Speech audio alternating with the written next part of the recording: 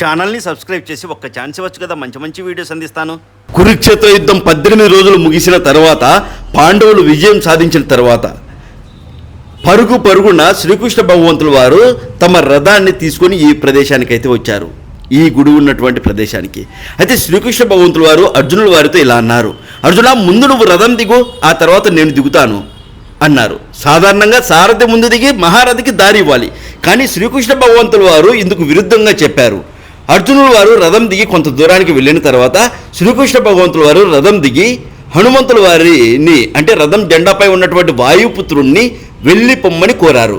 కృష్ణ భగవంతుల వారు రథం నుండి దిగి అడుగు వేయగానే ఆ రథం ఒక్కసారిగా భారీ శబ్దంతో పేలిపోయి మంటల్లో కాలి బూడిదైపోయింది. దీనికి గల కారణాన్ని కృష్ణ భగవంతుల వారు అర్జునుల వారికి ఇలా అయితే చెప్పుకొచ్చారండి. ఏంటంటే, యుద్ధ సమయంలో భీష్ముడు, ద్రోణుడు, కర్ణుడు ప్రయోగించిన శక్తివంతమైన దివ్యాస్త్రాల వల్ల ఆ రథం ఎప్పుడో కాలిపోవలసి వచ్చిందని, కేవలం కృష్ణ భగవంతుల వారు ఆ రథంపై ఉండడం వల్ల తన దైవశక్తితో ఆ అస్త్రాల ప్రభావాన్ని అణిచిపెట్టి రథాన్ని ఇన్నాళ్ళు కాపాడారు అని చెప్పచ్చు. పాండవుల విజయం పూర్తయింది కాబట్టి కృష్ణుల వారు ఆ రథాన్ని వదిలిపెట్టగానే అప్పటికే దానిపై ఉన్న అస్త్రాల వేడి బయటికి వచ్చి రథం భస్మమైపోయింది.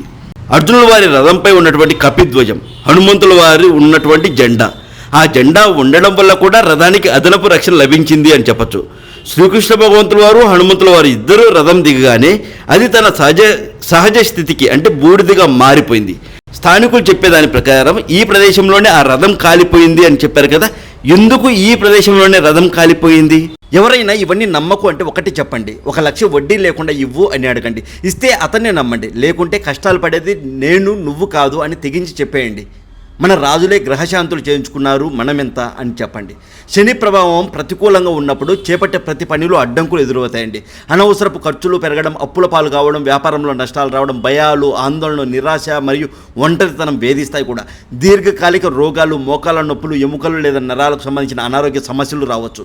కుటుంబ సభ్యులతో, మిత్రులతో తరచుగా అపార్థాలు రావడం, గొడవలు వంటివి కూడా జరుగుతూ ఉంటాయి. అందుకే శని జయంతి జ్యేష్ఠ అమావాస్య రోజున తేదీ మే 16వ తేదీ 2026 సంవత్సరం శనివారం రోజున శని అభిషేకం, శాంతి హోమం అయితే ఉంటుందండి మన ప్రవీణ్ తెలుగు ట్రావెలర్ ఛానల్ ఆధ్వర్యంలోనే. ఓకేనా? ఏలినాటి శని కుంభరాశి వాళ్ళకు చివరి దశలో, మీనరాశి వారికి మధ్య దశలో, మేషరాశి వారికి మొదటి దశలో ఉన్నారు. అర్ధాష్టమ శని ధనుసు రాశికి, అష్టమ శని సింహరాశి వాళ్ళకు అవుతుంది. కేవలం కుటుంబంలోని 4 పేర్లకు కలిపి 1116 రూపాయలు మాత్రమే, 1116 మాత్రమే.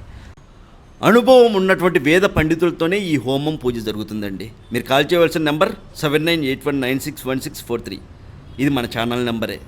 నాపై నమ్మకం ఉంటే వెంటనే నమోదు చేసుకోండి. ఓం నమః శివాయ, శ్రీమాత్రే నమః.